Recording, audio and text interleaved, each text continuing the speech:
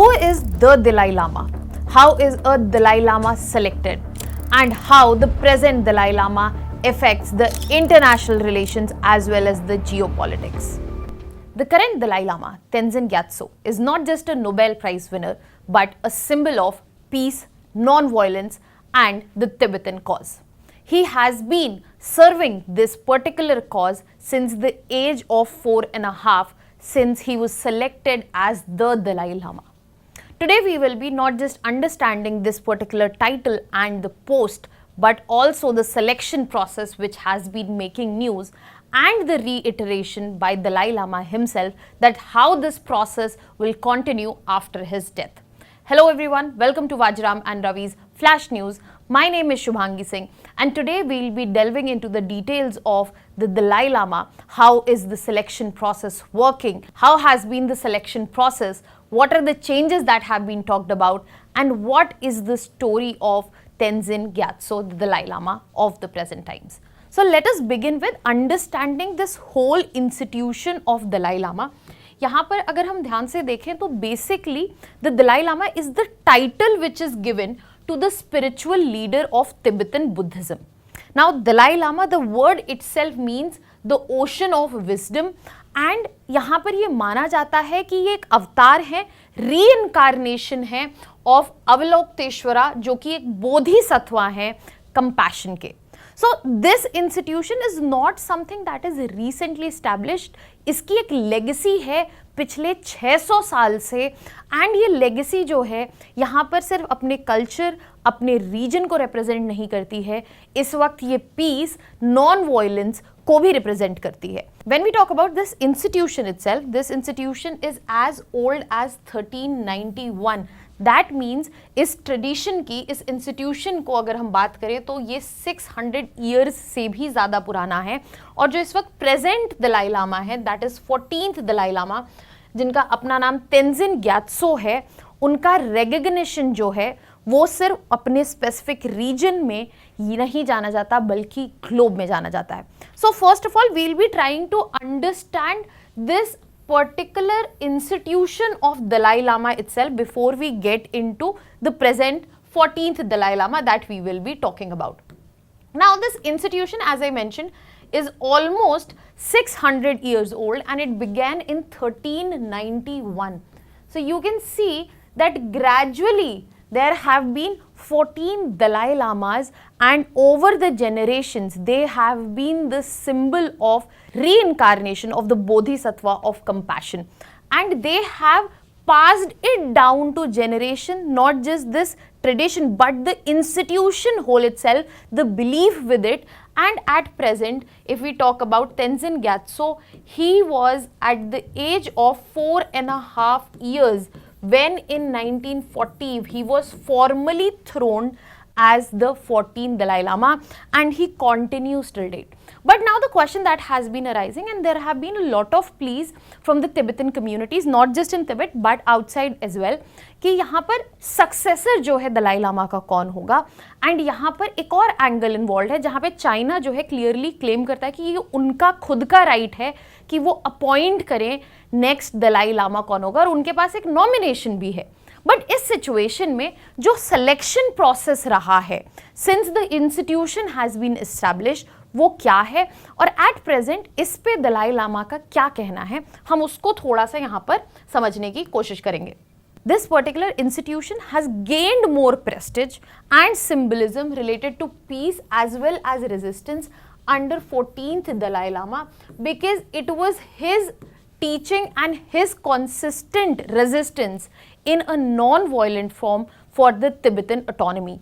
Now, it is from the teachings, especially on non-violence, compassion and his Tibetan identity in exile, that he is also the Nobel Prize winner, Nobel Peace Prize winner, and this was awarded to him back in 1989.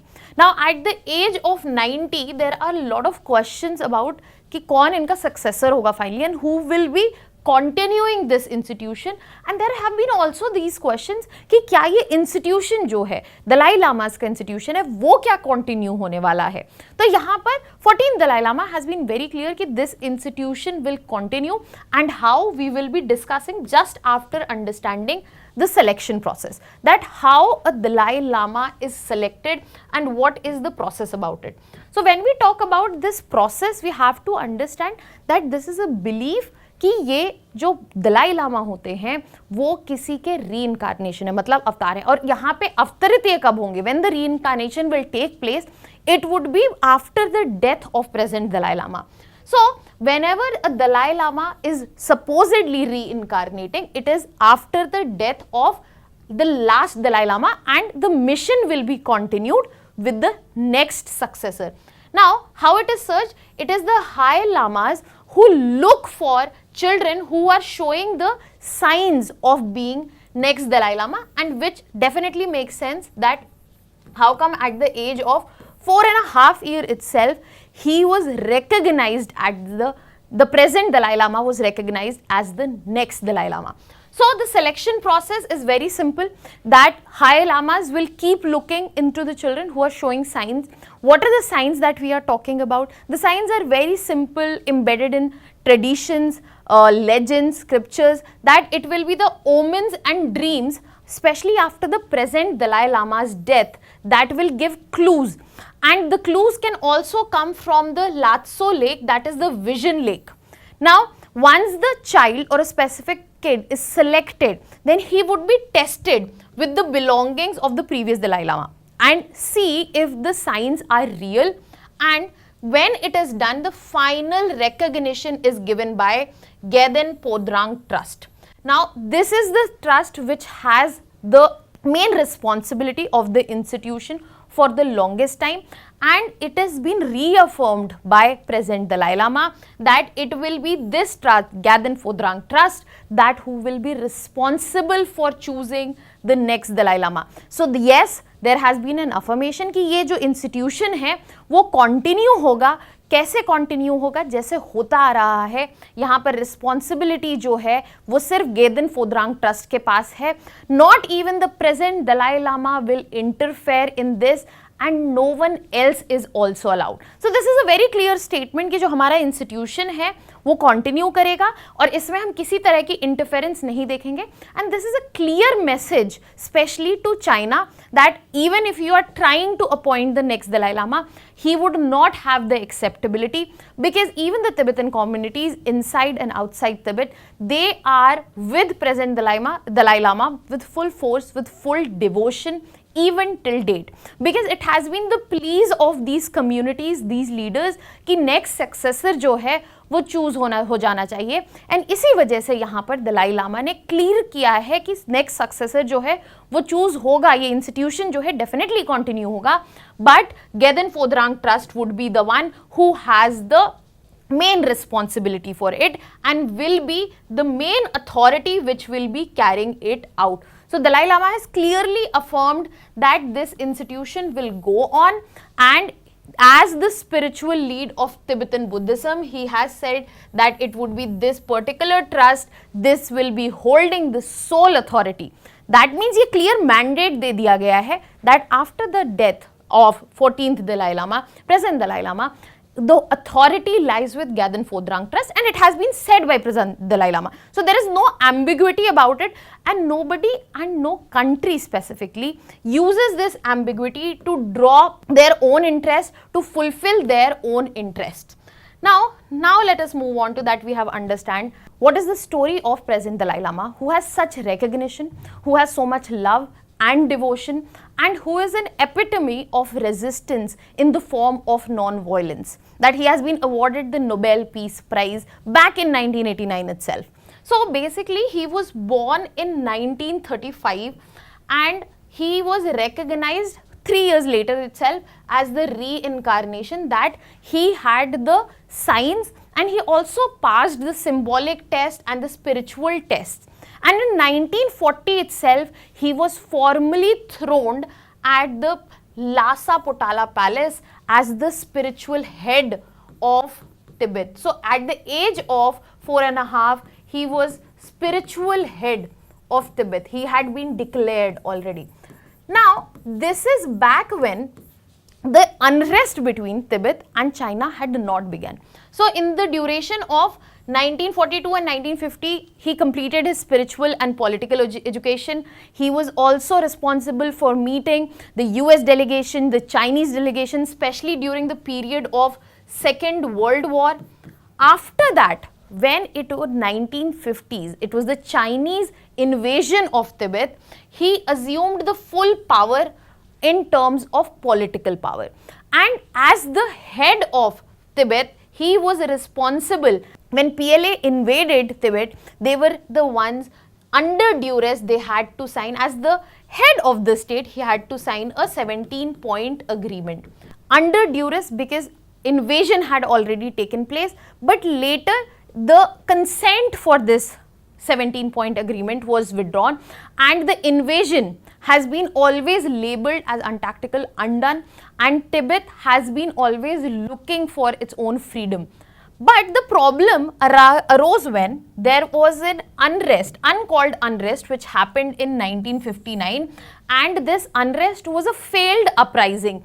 Basically, it was a protest against Chinese control, wherein Dalai Lama had to escape to India via Arunachal Pradesh, and he was granted asylum in India by Prime Minister Pandit Jawaharlal Nehru in 1959 itself.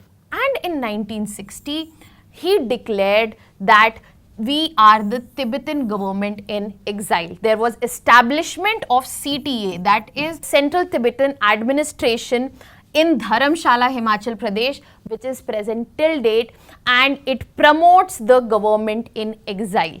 Now, this will give you an idea that how there is a triangle between India, China and Tibet, and India is very much part of this particular equation. However, India has tried to balance it. We'll come to that also. Later in 1989, he got the Nobel Prize as a recognition for the non-violence resistance that he has carried out for so many years. Later, in 2001, the CTA, when we are talking about Central Tibetan Administration, यहाँ पर transition किया गया एक democratic leadership की तरफ, और जब democratic leadership I तो पॉलिटिकल पावर्स जो हैं ग्रेजुअली यहाँ पे डिवॉल्व की गई from the present Dalai Lama, and later in 2011 he completely gave up his political power in context of CTA, but still he is considered as the head of the state in that particular term. And it was until today that he clearly announced that the institution will continue, and the right to appoint the successor, that means the 15th Dalai Lama, would be appointed by his trust, through which we have this institution has survived, through which the successors have been decided, and this is not going to change. Now, after living such a life, and majority of life he has spent in India, he has been associated with multiple causes. He has travelled around the world with the diplomatic mission of assuring the Tibetan cause as well. But यहाँ पे समझने वाली ये बात है कि after a such long duration of serving, when he is at the age of 90 years, people were expecting a successor's name from his end because he holds that power. People would have respected that decision, but he has given that responsibility to the authority which has been doing this since the institution has existed itself.